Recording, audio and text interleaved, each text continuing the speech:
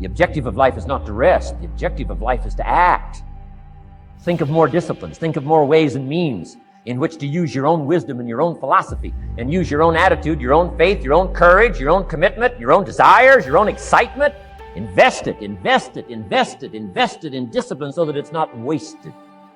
The smallest of discipline. Thereby transform your life. Join the 5%, join the 10%, join the 3%. Sometimes desire waits for a trigger, waits for something to happen. Who knows what the happening may be? A song, the lyrics, a movie, the dialogue, a seminar, a sermon, a book, an experience, confrontation with an enemy, a conversation with a friend who finally levels with you. Whatever the experience it is, it's so valuable. And here's my best advice. Welcome all experiences. You never know which one is going to turn everything on. What else could we do to make it better? How could we possibly improve?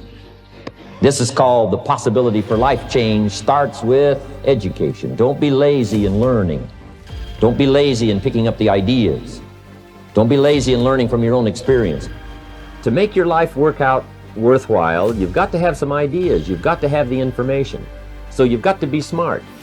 In fact, in this decade, you must be much smarter than you were in the last decade. You've got to read the books. You've got to come up with the information. When I have a chance to talk to the high school kids, that's the theme of my talk. Get smart. There's nothing worse than being stupid. And if you will read the books, learn from your experiences, do all the things that you possibly can to get the information, sure enough, you'll be wiser this year than you were last year. Whenever you prepare correctly, taking all of the steps you're supposed to take, doing everything in your power to stay on track, whenever your preparations lead to success, achieving your goals, you reinforce the disciplines that got you there. Success leads to reinforcement of the proper discipline. If what you're doing is working, keep doing it. If what you're doing isn't working, change it. If I grow, think of what that will do for my future. Self-development earns success. Self-investment earns respect. And the only way to make a better and better and better investment in your future is to become better and stronger and wiser and more competent. And the more attractive you become, the more attractive you are. And the more attractive you are, the more you attract success. Self-development, self-investment attracts success. That's powerful. I wish for you to arrive at a well-designed place. A place of productivity. A place that'll make you feel good about yourself.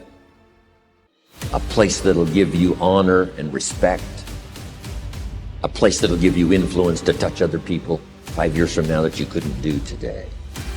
Where will you be in 5 years? Key phrase, we go the direction we face. If you start designing something at the end of this direction, sure enough, you will start going the direction you face. Making money is not a thing you do. It's a skill you learn. I like to think that if I lost all my money and you dropped me on a random street in any English-speaking country, within 5 or 10 years, I'd be wealthy again because it's just a skill set I've developed that anyone can develop. It's not really about hard work. You can work in a restaurant 80 hours a week and you're not going to get rich. Getting rich is about knowing what to do, who to do it with, and when to do it. It is much more about understanding than purely hard work. Yes, hard work matters, and you can't skimp on it, but it has to be directed in the right way. If you don't know yet what you should work on, the most important thing is to figure it out. You should not grind at a lot of hard work until you figure out what you should be working on. I came up with the principles in my tweet storm for myself when I was really young, around 13 or 14. I've been carrying them in my head for 30 years, and I've been living them. Over time, sadly or fortunately, the thing I got really good at was looking at businesses and figuring out the point of maximum leverage to actually create wealth and capture some of that created wealth. This is exactly what I did my famous tweet storm about. Of course, every one of these tweets can be extrapolated into an hour's worth of conversation. The tweet storm below is a good starting point. The tweet storm tries to be information dense, very concise, high impact, and timeless. It has all the information and principles, so if you absorb these and you work hard over 10 years, you'll get what you want. How to get rich without getting lucky. Seek wealth, not money or status. Wealth is having assets that earn while you sleep. Money is how we transfer time and wealth. Status is your place in the social hierarchy. Understand ethical wealth creation is possible. If you secretly despise wealth, it will elude you. Ignore people playing status games. They gain stats by attacking people playing wealth creation game. You're not going to get rich renting out your time. You must own equity, a piece of a business, to gain your financial freedom. You will get rich by giving society what it wants, but does not yet know how to get at scale. Pick an industry where you can play long-term games with long-term people. Most people haven't figured this out yet.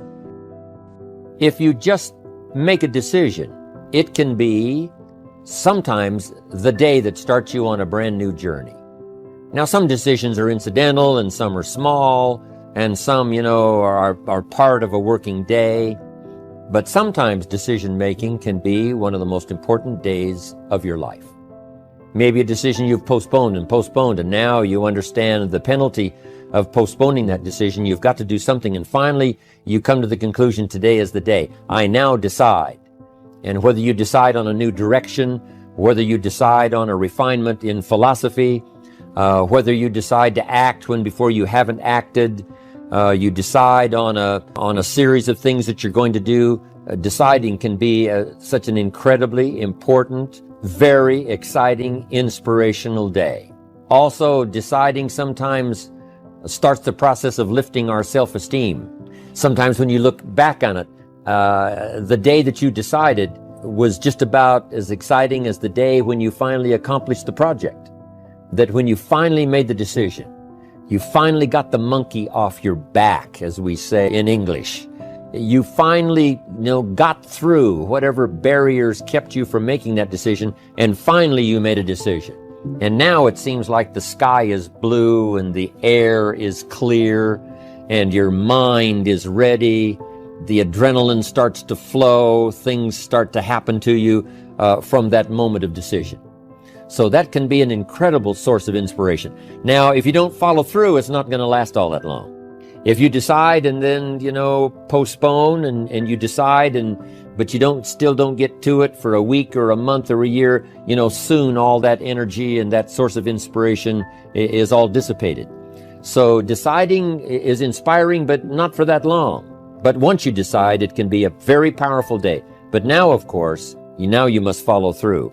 But if there's some things you've been postponing, some decisions you have just, haven't gotten to, I would ask you to just, take out your journal and just go through, what have I been postponing that's not going to be better for my health? It's not going to be better for my future.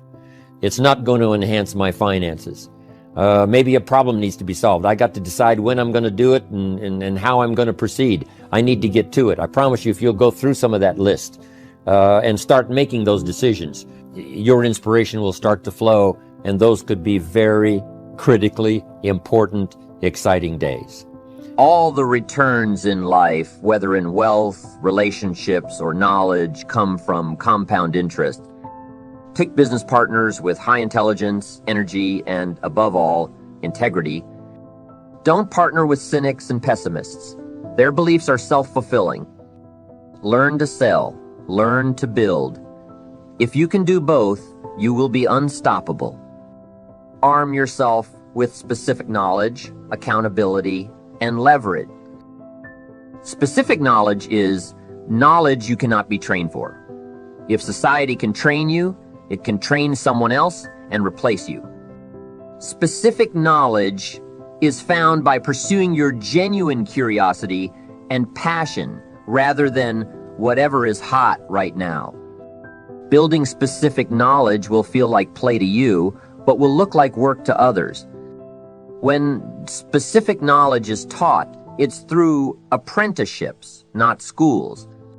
Specific knowledge is often highly technical or creative. It cannot be outsourced or automated. Embrace accountability and take business risks under your own name. Society will reward you with responsibility, equity, and leverage. Fortunes require leverage. Business leverage comes from capital, people, and products with no marginal cost of replication, code and media. Capital means money. To raise money, apply your specific knowledge with accountability and show resulting good judgment. Labor means people working for you. It's the oldest and most fought-over form of leverage. Labor leverage will impress your parents, but don't waste your life chasing it. Capital and labor are permissioned leverage. Everyone is chasing capital, but someone has to give it to you. Everyone is trying to lead, but someone has to follow you. Code and media are permissionless leverage. They're the leverage behind the newly rich. You can create software and media that works for you while you sleep. Leverage is a force multiplier for your judgment. Judgment requires experience, but can be built faster by learning foundational skills. There is no skill called business. Avoid business magazines and business classes. Study microeconomics, game theory, psychology, persuasion, ethics, mathematics, and computers. Reading is faster than listening. Doing is faster than watching. You should be too busy to do coffee while still keeping an uncluttered calendar. Set and enforce an aspirational, personal, hourly rate. If fixing a problem will save less than your hourly rate, ignore it. If outsourcing a task will cost less than your hourly rate, outsource it. Work as hard as you can, even though who you work with and what you work on are more important than how hard you work. Become the best in the world at what you do. Keep redefining what you do until this is true. There are no get-rich-quick schemes. Those are just someone else getting rich off you. Apply specific knowledge with leverage, and eventually you will get what you deserve. When you're finally wealthy, you'll realize it wasn't what you were seeking in the first place. I'm just asking you to begin something new in all the areas of your life.